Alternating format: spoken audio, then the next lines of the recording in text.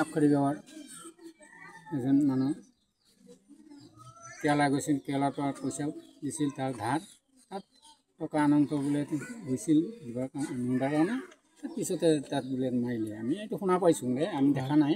এতিয়া কি বিচাৰে আপোনালোকৰ গাঁৱৰ ৰাইজৰ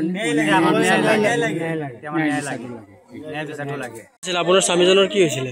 মোৰ স্বামী কেৰেলা গৈছিলে, 5 মাহ কাম কৰিছে, আহিছে শনিবাৰ দিনাখন।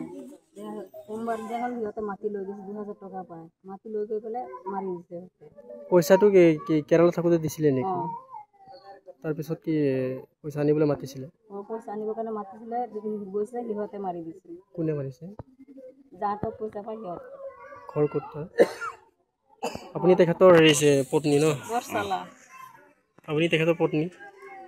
আপোনালোকৰ বিবাহ কিমান দিন হৈছিলে? এবছৰ হৈছে। সন্তানটো নাই আপোনালোকৰ?